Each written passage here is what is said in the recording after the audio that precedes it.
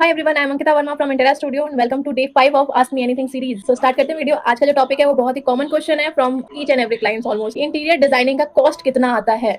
ये एक ऐसा क्वेश्चन है जिसका आंसर है डिपेंड्स ऑन यू कि आप ये आपके ऊपर डिपेंड करता है कि इंटीरियर डिजाइनिंग का कॉस्ट कितना आता है। इसका प्रॉपर क्वेश्चन का आंसर तो तभी मिल सकता है जब आप डिसाइड कर लेंगे आपको क्या बनवाना है। जो मैं ट्राई करूंगी कि मैं पार्ट वाइज समझाने की कोशिश करूँ कि कहाँ पे हम कॉस्ट मतलब हमारा कितना कॉस्ट आता है, कहाँ पे हमारी मेजर कॉस्टिंग आती है, कहाँ हम सेविंग कर सकते हैं। तो कॉस्टिंग जो सबसे मेजरली डिपेंड करता है वो डिपेंड करता है घर के साइज पे कि आपके घर का साइज क्या है।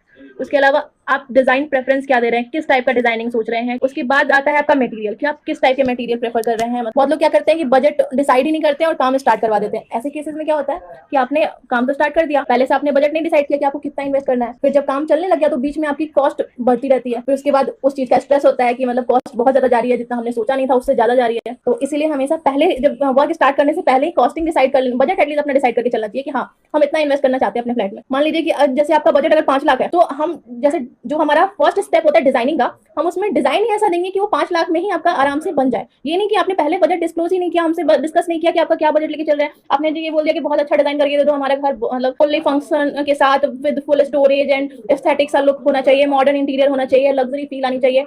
हमने डिजाइन कर दिया, अब काम लग गया साइट पे। उसके बाद पता चल रहा है कि कॉस्टिंग हमारा बजट 5 लाख था और डिजाइन हो गया हमसे सीधा 15 लाख का। अगर मैं सैंपल ब्रेकडाउन करके समझाऊं कि मेजर कॉस्टिंग कहाँ सबसे ज्यादा जाती है, तो वो जाता है आपका किचन में। मेजरली सबसे ज्यादा जो किसी भी फ्लैट और घर के इंटीरियर में जो कॉस्टिंग जाती है वो किचन में जाती है। मॉड्यूलर किचन अगर आप बनवा रहे हैं तो मॉड्यूलर किचन कैसे बना रहे हैं, अगर आप फुल्ली मॉड्यूलर किचन बना रहे हैं तो फिर आपको वो फैक्ट्री से बनवा के मतलब इंस्टॉलेशन करवाना पड़ता है, तो उसकी costing as compare to carpenter made से ज्यादा पड़ती है। सेकंड थिंग आता है वार्डरोब्स। फिर थर्ड पॉइंट आता है आपका फर्नीचर। देन आपका आता है फॉल सीलिंग एंड लाइटिंग।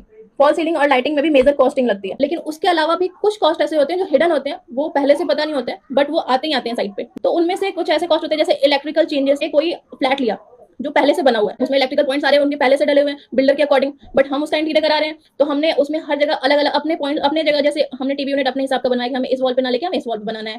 हमने अपने हिसाब के कैबिनेट्स बनाए, कैबिनेट्स में हमने लाइट्स दी। तो अब हर चीज के लिए हमें इलेक्ट्रिकल पॉइंट्स चाहिए होंगे, तो घर का जो पूरा इलेक्ट्रिकल होगा वो चेंज होता है। तो वो एक हिडन कॉस्ट होता है जो पहले से प्री डिसाइडेड नहीं हो सकता है। बजट में हम उसको प्रॉपर तरीके से नहीं कवर अप कर सकते पहले without any finalisation of design, क्योंकि डिजाइन फाइनल होने के बाद ही पता चलता है कितने बोर्ड्स हमें चेंज करने पड़ेंगे और कितने पॉइंट्स हमें एक्स्ट्रा डलवाने पड़ेंगे। सेकंड आता है कारपेंट्री कॉस्ट। जब जैसे आपने बजट डिसाइड कर लिया, कोटेशन फाइनल हो गई, उसके बाद आपने कुछ कारपेंट्री वर्क उसमें बढ़ा दिया, तो वहां पे आपका हिडन कॉस्ट होता है वो। उसके अलावा लास्ट मिनट जो चेंजेस होते हैं, डिजाइन फाइनलाइज हो गया, सब कुछ ओके हो गया, काम लग गया, काम हो गया साइड पे, उसके बाद आपको अच्छा नहीं लग रहा कुछ, आपने वो तोड़वा के दोबारा बनाया, तो वो लास्ट मिनट चेंजेस में आता है। उसमें आपकी कॉस्टिंग बहुत हाई जाती है और सबसे ज्यादा जो कॉस्टिंग पे इफेक्ट आता है वो यही चीज होती है, लास्ट मिनट चेंजेस। इसलिए इसे हमेशा अवॉइड करना चाहिए जितना हो सके। 6 मेजर पार्ट है कॉस्टिंग का।